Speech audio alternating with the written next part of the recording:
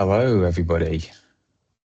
Thank you for joining us on this very bright, and rainy December afternoon.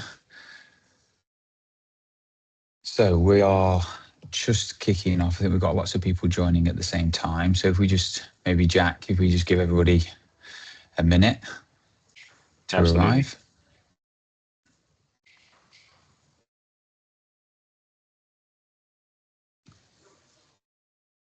How's your throat, Jack? You've lost your voice recently. A little bit, yeah. I'm doing my best Barry White impression right now. It's the benefits of having two young children that go to nursery and school and bring home illnesses, and my job is talking a lot, so it gets better and then I break it. So it's getting in there. I think by tomorrow, the weekend, he'll be back with a vengeance.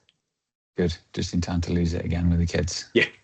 Yeah, and we've got next week. I've got Black Hat in London, big cybersecurity event, and our Christmas do. So I'm gonna have to take it easy next week as well. Brilliant. Okay, so do you want to kind of start sharing your screen, buddy, if you can, and then we'll do some intros and we can go from there. Here we go. Brilliant. Okay. See if we can just, that's already sorted on there. Okay, fantastic. So guys, thank you for joining us today. As I said, quite an interesting webinar this. Not to start off by being too geeky, but there's been a lot happening in this space in 2025, and so we're going to go through that whilst we're together for around about 30 minutes. Lots of high street names on the screen right there, M&S Co-op and Harrods. We know about a few others as well that we'll go through. Just want to introduce Jack. So this is Jack from Huntress, who is our partner when it comes to our security hardening and a few other things which we'll talk about today. A few of you may know me. If not, just very briefly, I'm the MD at NetMonkeys and work with people like Jack and some of our other partners to try and deliver the best services that we can in and around these topics. So, Jack, do you want to kick us off, go through the agenda, give the guys a bit of a run through of what we're going to talk about?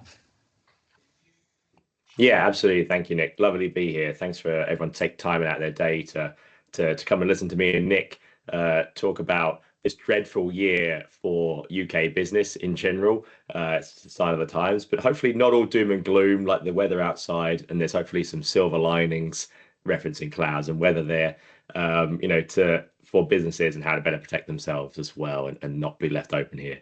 So nice, easy, short, sharp agenda here, really, which is, who is Huntress? You guys may know NetMonkeys. You might know Nick and the team, Liam, Jaden, lots of great people at NetMonkeys.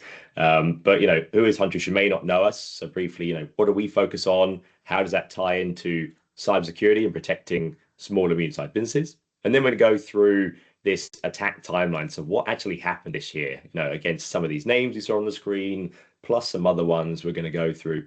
And me and Nick are going to reveal to you a little more than just what the news has shown you. We're going to break down a little bit, how did these companies really get breached by hackers? What actually happened?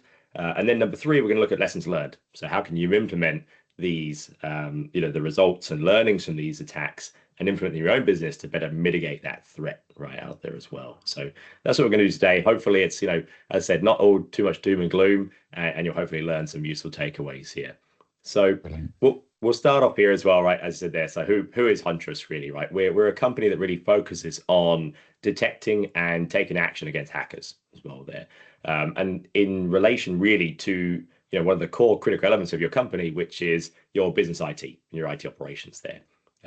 And how we do that through a Huntress platform that we build ourselves and create, that's kind of backed by what we call as a SOC at the bottom there, an SOC or a Security Operations Center, which is basically a large group of cybersecurity experts who investigate all of the data that comes from the various things that you use on a day-to-day basis to run your business. So endpoints is more of an industry term, but those who don't know it, you think your PCs, your laptops, the servers that run your databases, your apps, all that kind of stuff out there.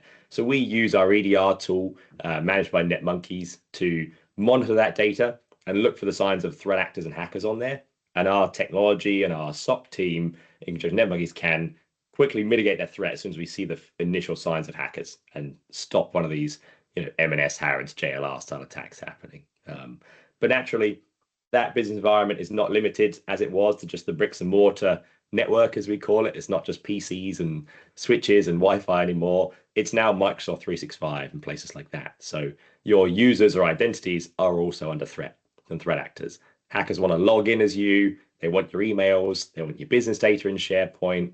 And they are not shy about it, right? That's their biggest focus right now. And our ITDR product, Identity Threat Detection Response, is doing the same thing as the endpoint one here, looking for hacker behavior in your 365 tenants. And if we see them, we kick them out ASAP as well in conjunction with NetMonkeys. The next two on the screen, you'll see the SICM and SAT as well here. We're not going to go into some of those. They're a bit nerdy for the time we have here, very complex, but the SIEM tool helps ingest logs, which is our little picture, from other places. So our SOC team have all the data from your various IT components to figure out, if there are hackers trying to get in, have they tried to get in? What have they pivoted to and moved? What have they jumped on? And then we can kick them out quicker. And then, fortunately and unfortunately, there's a human layer in all businesses as well, right? And they can't be patched and updated like Windows can be or other IT systems. And the SAT, or Security Awareness Training Tool, this one of the little diploma cap on the end there, is our solution that helps train your staff members on a regular basis and keep them aware of the threats like phishing, like nasty emails that come through as well. They're the human firewall, as we say. You can't patch it, but you can train it and show them the bad things to look for and potentially stop attacks before they happen as well. So that's our platform, and NetMonkeys is one of our sort of premier partners here in the UK that utilize as part of their cybersecurity offering. Yeah, just on that, Jack, if you don't mind, if I could just jump in, give yourself a second to grab a bit of water. What you see on the screen here, guys, aside from the SIEM product in the middle, the SIEM, is all forms part of the managed security offering that you may or may not have from us at NetMonkeys. Deploying this level of cover, whether that be the software that comes from Huntress, or even the assistance from the SOC team, as you notice there, it says 24/7. For us, we operate at extended hours, but not 24/7 in that way. So we rely on the guys for when people are getting their beauty sleep.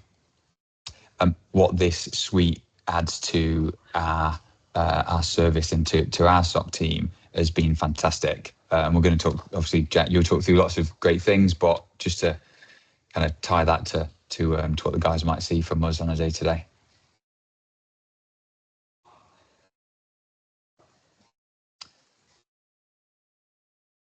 Thank you very much, Nick, on that, adding that extra context. But yeah, and even if you kind of your eyes glossed over on that previous slide, or some of the too many acronyms, which cybersecurity has a problem with anyway, this slide quite well encapsulates what Huntress really gives you, that extra value there as well, which is that it's a protection that never sleeps. Right, you've got 24/7, AI analyzed and human-led SOC analysts reviewed and actions taken, and these boxes kind of sum it up around kind of we hunt for adversary activity, right? We monitor your systems there for active intrusions by malicious cyber criminal groups, and we respond to those threats. So whatever day of the time or night it is, we can jump in, intervene, take action, and we give NetMonkeys, some expert additional guidance, custom incident reports, and then they offer that service delivery part and make sure you guys keep on running with as little delay as possible as well there.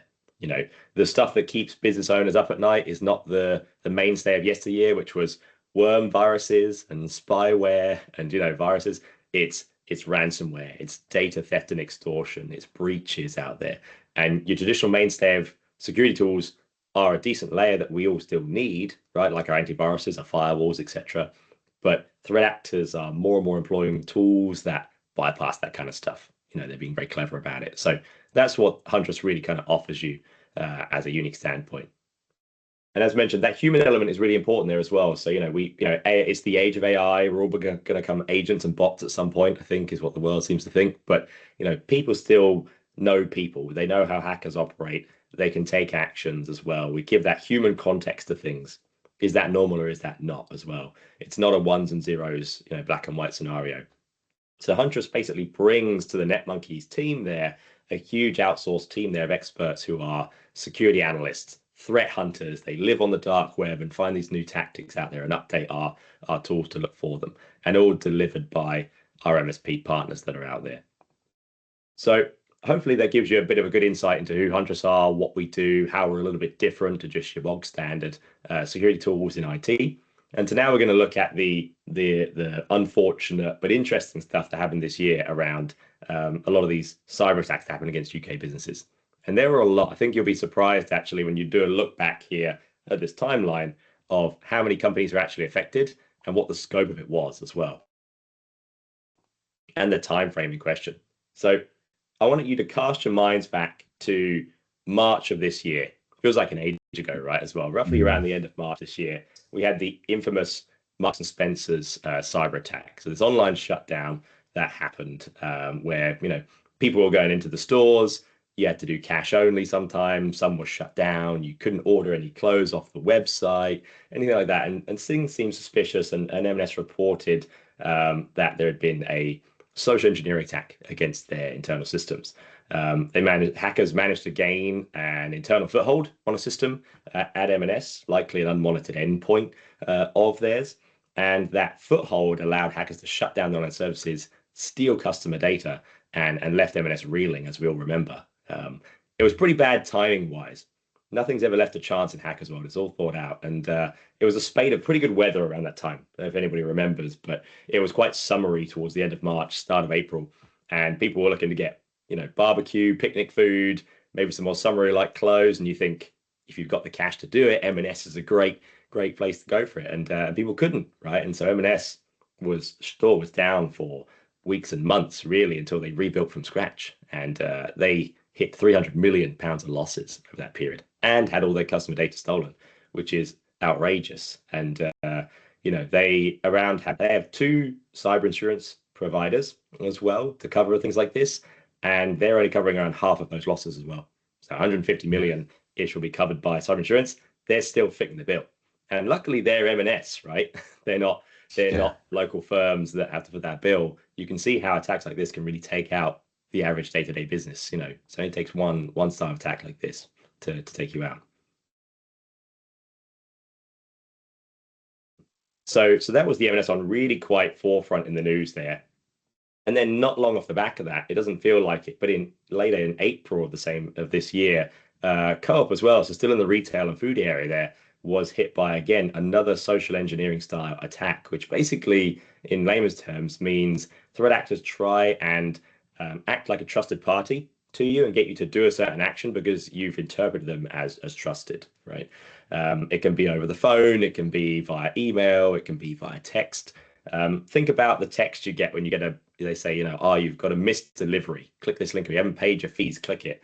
And it's a dodgy link or a strange number. That's a type of social engineering attack as well. Same as phishing emails as well. They're all under that branch of social engineering. And what happened with Co-op is that the hacker group themselves, who we're going to look into in this webinar, we're going to go into who they are, where have they come from, what are they doing.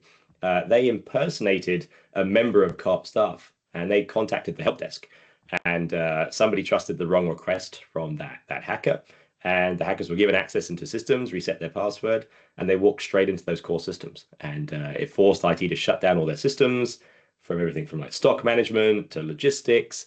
And we had a similar situation where some co-ops had no food on the shelves for weeks, there as well. And they took a whack of £206 million in lost revenue, as you can see there. Co-op almost fared a little bit better reputation-wise because they communicated really well and quite positively compared. M&S was a little bit more fluffy, not as much comms, but perceived-wise, Co-op kind of said, like, look, this happened. It shook us to our core. We're now making big changes. And they came off, looking well, but suffering a huge financial loss there, which they'll have to try and claw back, which is outrageous as well. For an organizational co-op as well, owned by its members, that's a really tough pill to swallow for all.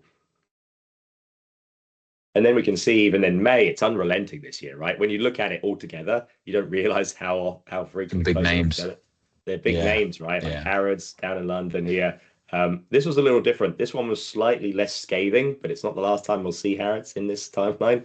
But this was an attempted attack. They saw an attempted breach of their systems through logs, and they were able to stop internet access to all of their sites across the UK and basically nip that in the bud straight away. So they thwarted that attack, which was good. They had a good plan. The logs are in place, and they avoided that. But as I said, it's not the last time we'll see Harrods, unfortunately, on this slide here. But then another big one, right? This was not long ago, September as well here. This was more end of August as well. So it's like August 31st, September 1st as well here. Jaguar Land Rover, or JLR for short, themselves. This one was a compromise that was deep enough to halt not just internal IT but production line systems as well of Jaguar and Land Rover vehicles. That had a huge economic impact, not just on Jaguar Land Rover but also the UK economy. As you can see there, 1.9 billion pounds of damage to the UK economy. It's potentially the costliest, if not the one of the most costliest cyber attacks against the UK economy as a whole. There's several thousand suppliers, partners, etc. of JLR in the UK that lean on them for their business, that therefore were also taken down, couldn't process orders, couldn't receive invoices, because that end of the supply chain was buggered in a technical sense, if you will. And so, and that was again, like M&S, very well timed. There's 2 times of the year when new plates get issued by the UK government for vehicles. It's earlier on in the year, and then it's around September as well, the start of September. And if people have more money than say I do, they might get a new car in the wintertime when it's cold, and they might want the latest updated car or the latest version of the car, and that's a big boon of revenue for JLR, and they couldn't fulfill that at that point. So they timed it well. The threat actors who went through JLR as well, and it's the same hacker group who were responsible for Jaguar Land Rover, but also for Co-op and M&S as well in there as well, and Harrods. So the same group is behind all of these as well. So it's a well thought out plan, as you can see. But again, Harrods strikes back, right, as well. There's the second in the trilogy in there as well. And this time was a separate attack, which they claim was not related to the first one, but, we'll let you be the judge as well there. But this one was an awful one as well, because it was purely data exfiltration in this one. They gained access, they exfiltrated 400,000 plus customer records, which had names, emails, home addresses, telephone numbers as well, that are going to be sold on the dark web to other hackers to use to target those people with other cyber attacks. A horrible vicious cycle there. They say it's not linked to the first one. We may never know due to contracts and anti-defamation clauses and whatnot. But you would have had to have been in the Harrods systems for long enough undetected to then be able to take out 430,000 records, right? It doesn't happen in a snap of your fingers to take out that much data. The NetMonkeys team will know this well. Imagine trying to move 430,000 pieces of paper by yourself. It'd take a long time. So they had to have been in there for a while to do that. So you could argue they may have had something left over from May, or they may have got back in shortly after the May attempted breach and been in there for that long undetected. And your traditional security tools that you have will miss some of these advanced techniques, and that's really Huntress's bread and butter as well of what we deal with on a day-to-day basis.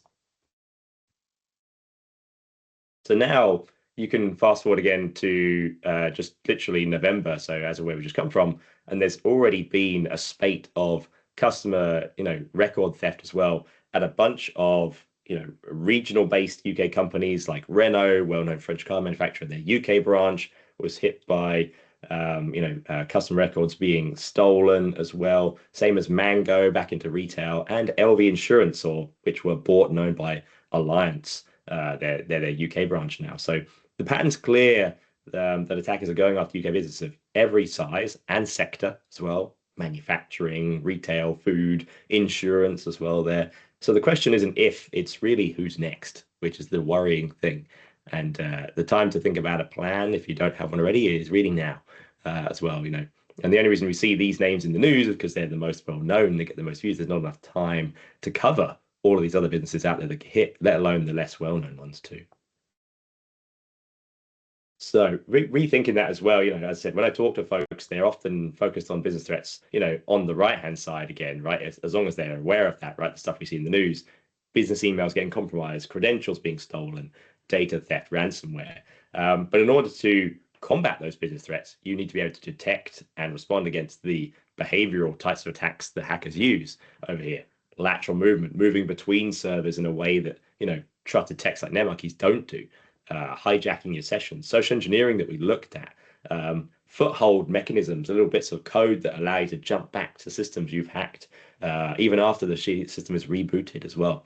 And so that's what we call tradecraft on the left there. And at Huntress, we purpose build our product for detecting the hacker tradecraft, so that if Huntress had been present during those attacks, right, that we saw back here on this side, then we would have, Huntress would have detected early footholds and persistence mechanisms.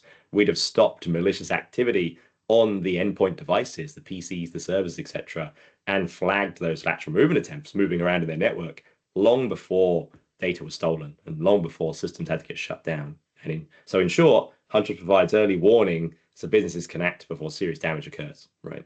Helps you mitigate your risk, and we shut down threats fast with NetMonkeys. So that's how we kind of differentiate in the space. I think it's should be front of mind as well for a lot of people. So I said we were going to look at as well, how did it happen? We looked at a little bit of the techniques there, right, as well, but also who was it? Who were these people? Was it random people? Was it organized as well out there? So who was behind these attacks? And I think you'll actually probably realize a bunch of you on the audience probably do know who it is, or you've seen them somewhere out there, but didn't realize it and knew the links there.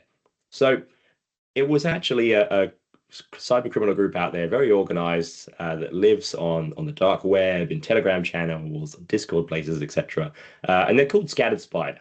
Now, Scattered Spider, or by their designation UNC 3944, they go through a few other names like Shiny Hunters, Lapsus, and Alpha VH there, HV. They are effectively a group of cyber criminals, hackers there, who are primarily UK and US based. Mostly teenagers, young adults with lots of expertise in public cloud, reconnaissance, remote access tool abuse there as well. But their main speciality is social engineering attacks. And like mentioned, they were responsible for the M&S attack that we saw, JLR and Harrods as well, and Co-op in there too. And you may have noticed their activities before if you cast your minds back to 2023, which feels like a lifetime ago as well, right? You may have seen these viral videos. Nick, I know you've seen these as well, right? Is of MGM and Caesars Casino in Las Vegas. I've never been before myself, but I do recognize this video. And basically, all the slot machines are shut down, right? They're all shut down. They're all blue screened out there because Scattered Spider, who hit JLR, Co-op, and M&S, they're responsible for also taking down these casinos 2 years ago. The same group of individuals who did this. And basically, how they did that for these casino ones, which you may remember from the news, from social media, was just like the example we mentioned earlier. They specialize in social engineering. They specialize in tricking people into trusting them. Scattered Spider members called the MGM help desk. They pretended to be an employee that they found on LinkedIn. So they looked up on LinkedIn, they found somebody, they post a lot, they kind of, a well enough status in the company to try and gain internal access. So they contacted the MGM help desk, requested password resets. I've lost access to my account. They were trusted and let in, right? They managed to kind of potentially find out answers to their secret questions, or say, give them a convincing example of why they should be allowed access. There's loads of great examples online of social engineering tactics. There's a very common one of a lady playing a baby crying for 10 minutes in the background from YouTube, pressures the person on the phone to reset the password because they're like, this lady needs help. And so fine, I'll figure a workaround. But that's what they want, right? They're exploiting our human kindness really as well, and our human trust that we have. Caesars in Las Vegas was also hit around the same time. Their systems were encrypted, which took down their systems. And Caesars actually paid a ransom of $15 million to Scattered Spider. They're also good salespeople, I think, as well, Scattered Spider, because they managed to, they still managed to get. They originally asked for 30 million. they were very kind and accepted 15 million. So, they managed to work a deal out there, it seems, but still, it's outrageous amounts of money that are being demanded and funding these activities. And so they're not only responsible for just those two. Go ahead. Well, the video, just to jump in quickly, just the video you're referencing there, we've used that video in some of our in-person cyber awareness training, and that lady, she not only gets the telecom provider to reset the password for her, I think it's her husband's account. That's the one. And but she also gets them to add a new password to the account because the help desk operative says, "Oh, hey, I've noticed that you don't have a password on this account. Would you like to set one?" And so adding insult to injury. But it is a good case. Maybe something we could share with everyone on the call. Yeah, absolutely. It's the case. I always say that the human is the weakest link in our defense, but it's also our strongest weapon as well. It's the hacker's strongest weapon is themselves, but also our strongest weapon in fighting these cyber criminals as well, right? And that's where the Huntress SOC, the NetMonkey's techs come into the equation as well in there too. But they're also responsible for lots of customer data breaches against some other companies in the last kind of 5 to 10 years, notably against Visa, as well as Twilio, a SaaS-based telephony platform, Qantas. Have you ever flown to Australia as well? They were also hit by a third-party provider, data loss that they targeted, as well as Transamerica, one of the largest US insurance companies, and Ticketmaster as well. Ticketmaster used a large outsourced multinational IT support desk out there as well, and they managed to get in and steal data from them on Ticketmaster customers as well. So they've been busy, right, and they've profited really well. And it's awful, but these guys do run like legitimate businesses. They run virtual board meetings. They see if certain strains of ransomware are more profitable than others, and if they're not so much, and they see a little downturn in profits, they'll do research and develop on another one and see if that makes more return, and they try and attract ransomware affiliates like other hackers that they're called and say, well, you can make this amount of money, this amount of percentage off of earnings if you come with us and use our playbooks out there. So it's a full-time business and career for some people out there. So there are some common threads here as well, right, between all of this as well. Not just the scattered spider themselves, that they're not responsible for everything that happens out there, but they're one of a number of groups that are, individuals or even nation-state groups as well there that back these kind of functions. But the common threads here are, we'll go through our initial access the first time. So one of the common threads here is that access was gained to these companies' networks and systems through third parties as well here. And it was done through phishing and social engineering, right? We confirmed, and it's been confirmed, that threat actors had gained access to retailer systems through one of M&S's contractors using social engineering. Same with MGM, things like that as well, posing as a help staff member for the help desk. And then utilizing things like zero-day threats, using vulnerabilities in the software on those systems to take data out or access other systems, and for financial gain, really. And these aren't your typical managed service providers that are out there. They're these kind of very large outsourced support desks out there. Probably have very high churn rates of staff members. Training is low.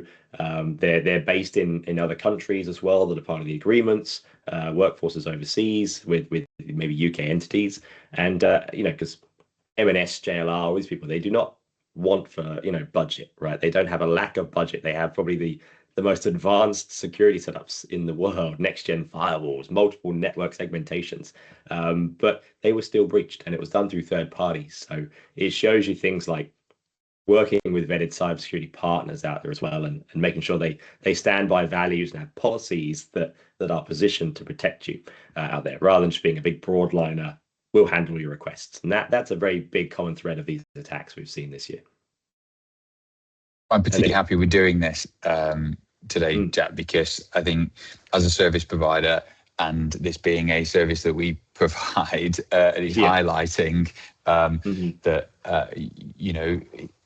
even on that large scale, as you say, people outsource to maybe alternative countries. Maybe the domain knowledge isn't there for some of those guys. And so it's really good because it gives us an opportunity to talk about how we handle this. And towards the end, we'll get onto that very briefly. But yeah, it's good to know. Absolutely, Nick, definitely. And then the middle column, containment, right? Another common thread there was that, quarantine was put in place, right? They realized something was going wrong. They had to take the systems offline. There was network downtime, which meant these companies couldn't deliver their offerings, deliver their services. You couldn't order from an S. You couldn't buy vegetables or food from Co-op. You couldn't, you couldn't buy your new car from JLR, or people couldn't run their business that, fits the dash or whatever on a Discovery and then gets sent off back to the factory at JLR. So containment was really that last ditch measure. Was like, oh God, there's somebody in the system, we need to take it offline, but then we're going to suffer the financial losses. And then off the back of it, the threat actor said, not only can you stop making money now, you stop making money, you have to pay us to potentially let you have access again to that data, or to stop us leaking that data, which leads us nicely onto the third one, which is intent. And the intent, plain and simply, is data theft and ransomware for financial gain, right? As we've seen, $15 million here, 400,000 customer records stolen here to sell online or reuse in other campaigns, as well as the intent to spread fear, uncertainty, and doubt. They want to show other businesses that, look, you could lose all your revenue, all your millions of pounds out there as well, customers. So the easier thing for you to do, they want you to think, is just pay us the ransom. They just pay us the ransom, and it will make your lives easier. Just move on, pay us the £30,000 you don't have, or the £200,000 that you don't have, or insurance won't cover you for. And that's just not the right way about it. It's not. It encourages the activity. If you have a plan in place, or tools in place, you don't have to pay that ransom, right? So that was their goal out of it. They're all very intentional with these campaigns, down to the last detail. So, lessons learned. What can you implement into your business to learn off the back of this, right? It's not all doom and gloom. There are things you can do, things you've already got access to today, things that you might not have access to, but can lean on partners like NetMonkeys to review and get put into your business IT. So before I start that, I want to just highlight a quote here first, which was said by a very prominent CEO earlier this year, who said that their business was ready with a plan after a simulation exercise of a cyber attack last year.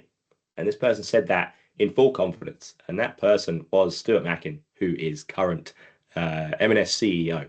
And he said that in May 2025, like a month or two after the cyber attack happened this year against M&S. Now, it's great they had a plan and paid for a very shiny, expensive simulation exercise, but that attack took their business down for months on their online sphere, for sure. And they've lost £300 million. Now, far be it from me to advise CEO of one of the UK's largest companies out there as well, and his team of cybersecurity officials that he has. But, was that most cost-effective measure he'd done? Had they covered all their baselines? Was this just a response to how do we handle a cyber attack? How generic was that? And how expensive was that as well? So it's hard to really see that, what large companies think they're doing is right. Maybe not even be standardizing on those little things you can do that make a big force multiplier effect, which we're going to look at here. So number one, security awareness training for your staff members.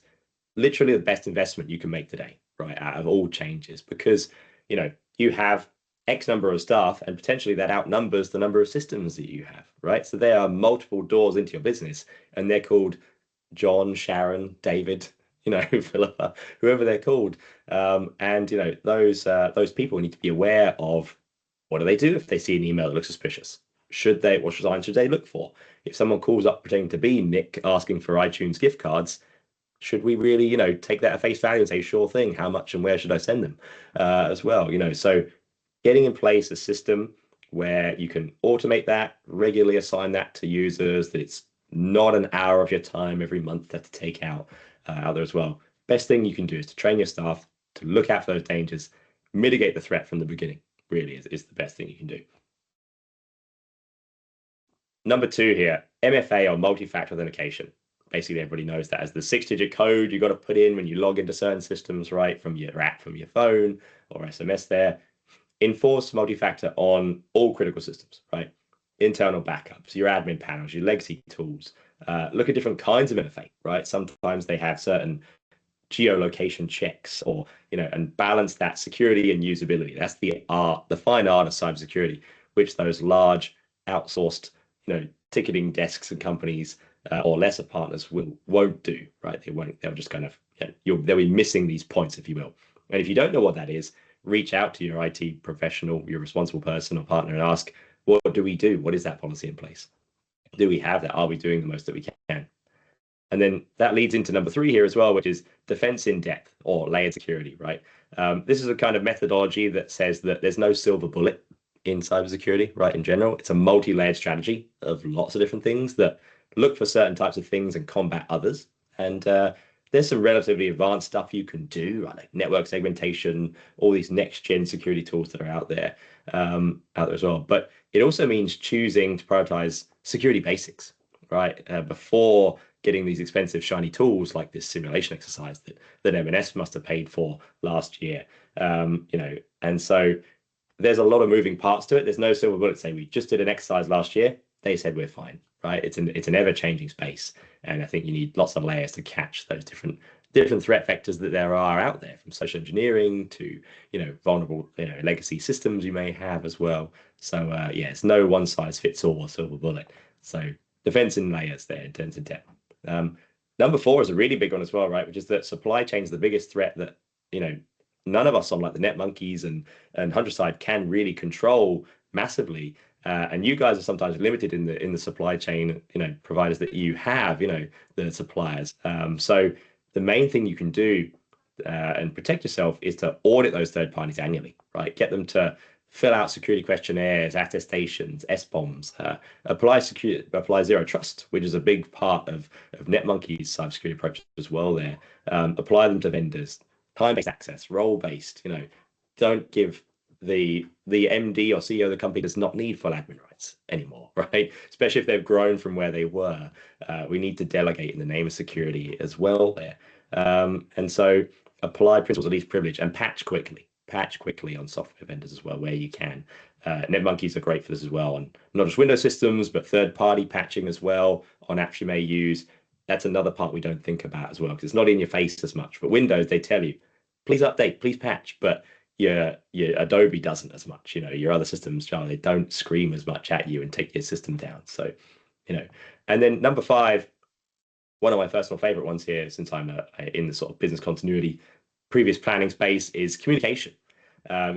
Regular updates during a crisis, even if it's just we're still investigating, right? It makes wonders, can save your reputation, can save that linchpin client you have who might represent a lot of your revenue. There co-ops, tactic of saying, we're now having cameras on in meetings, and we're going to publicly tell people that, so we avoid people tricking us into thinking they're other people, there as well. Delaying disclosure to the public and to governments can lead to fines, reputational harm. We've got the ICO, UK NIS and GDPR, etc. in there as well. And so proactive outage notices reduce customer rage, basically. Like I said earlier, M&S did communicate. They didn't say much of substance. Co-op were a little better.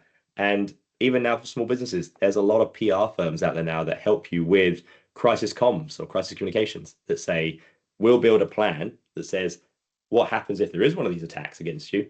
How do we communicate externally? What do we say in the right way? How do you communicate internally with your staff, with customers? Who talks to the bank, the insurance providers? Who liaises with our IT provider, NetMonkeys? And they used to be the mainstay of big companies, but now there's lots of great providers out there for SMBs. So it's really worth looking into in general, if you want to look at this. So lessons you can learn there. If you want a copy of these, myself, Nick, and the Networks team, we're happy to share them with you.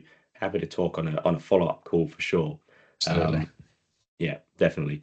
So as said here, really a call to action really is this something you haven't thought about, something you've been thinking about for a while, it's been on your kind of mental roadmap there. Don't wait for breaches, right? Don't wait for warning signs. Reach out today so that we can do something about it. Reach out to your NetMonkeys rep or in general to the NetMonkeys team. They can review what gaps you have, what you've got, what you don't have. If you're an existing customer and you might want to review what you have, or if you have that package, then definitely please reach out as well. To give you that 24/7 protection from a dedicated IT provider you can trust. It's not just a faceless name, outsources all over the place, high rate of churn there. People who live this stuff day in and day out. So, it's our priority, and I think it should be yours as well, around security. So that's where, Nick, I'm going to hand over to you to talk through how NetMonkeys approaches it and what's really in that service provision you've got. Yeah, brilliant. Thanks for that, Jack. I mean, it's incredibly interesting. I think with such large organizations and the financial impact it's had, we are only the 4th of December and we're already talking about the impact financially of something that happened in March, April, May, and throughout this year, and what that's going to mean for those organizations going into next year, and the investment that they'll make into trying to make sure this doesn't happen again. So I think it's almost half the picture, isn't it? I think, in that respect. But in terms of either, we've got some guys on the call who already subscribe to our managed security offering. There's a couple of things that I think today is highlighted, and maybe some people are thinking about, well, this is a third party. It was an outsourced and IT firm that ultimately supported the breach here. So how do NetMonkeys kind of cope with that? I think one of the things that we love about kind of answering that type of question is the fact that we are still a local business, right? We still invest a hell of a lot of time and effort into the onboarding of every one of our customers, whether that be for fully outsourced solutions or a software project or a managed security. So it allows us to build up a bigger picture, and so we're not one of 10,000 on the help desk, as it were. But also we have a number of internal policies that some of the guys from our customers won't have seen, where we talk about, how do we manage password resets? How do we manage elevated permission requests? The irony is we actually had a few in the office yesterday, and so this was super timely. And a quick snapshot I just dropped on this slide for everybody, and we can share this on a one-to-one basis if whoever on the call wants to see it. So the goal ultimately for us is to prevent, as it says there, the unauthorized access arising from a mixture of things, and in this case, social engineering. People calling and pretending to be either a VIP or one of the kind of day-to-day users in our customer base. So the way that we do that is, generally we have a number set of core principles. Most of them are focused around zero trust, right? What that means ultimately is without being too kind of scared to trust anybody, but ultimately, in a world now where we live with speech to speech, text to speech, voice AI, we have to be aware of somebody who could call up Jack and sound like you, even to a degree, maybe look like you, and that makes these discussions even harder. But we go through 2 people sign off, depending on if their class is a VIP on our account. If somebody asks for a password reset, we do it through the details that are on the account. If somebody calls us up, we will call them back on the number that we have registered to that user. It's not a case where someone can call and ask for permission to see somebody else's details, or even start setting password resets in place, without kind of backup from other people, particularly if it's a VIP, as we would class, an owner, director, or a leader in that business. The thing on the right side there, that gives you an indication of some of the things that we include in our managed security offering. Some of them you've spoken through, Jack, today, 24/7 cover with the EDR product as an example, cybersecurity training. We do phishing simulation exercises just like M&S did. And so we wrap it all up with, backed off with your team and all the great things that come with the software. Anyone would like any more information on that, of course, one of the team can share it with you, as we can the internal policies that we have in place. That was great. I think, look, super interesting, as I said, and particularly as you've got some big names there and things like the 1.9 billion sort of hit to the economy for the Land Rover Jaguar stuff. That is something that will resonate with everyone on the call, I'm sure. Yeah, absolutely. Yeah. So I hope there's some takeaways there for a lot of companies there as well, even if it's just reviewing what you're doing internally. If you're not a NetMonkeys customer, if you are a NetMonkeys customer, reaching out to your reps or to Nick or the team and just kind of seeing what do you have, what could you change, what's included, what's not. and yeah, let's not let them win, right? As well, these threat actors. So Absolutely. let's make sure we can put those basics in place, get that monitoring in place, and yeah, keep your livelihoods involved. But yeah, thanks so much for having me today. It's been an absolute pleasure. I've loved it. No, it's great, and whilst I don't want to wish ill on anybody, any other big names in you know out there, you know, it was great content for everybody. It gives at least other businesses the opportunity to kind of learn from some of the mistakes, right? You know, so really good. So thanks, Jack, and thanks everyone for joining. I hope you found it entertaining. Absolutely. Thanks so much, everybody. Thanks for Brilliant. the time. Thanks, guys. Take care. Cheers. Bye.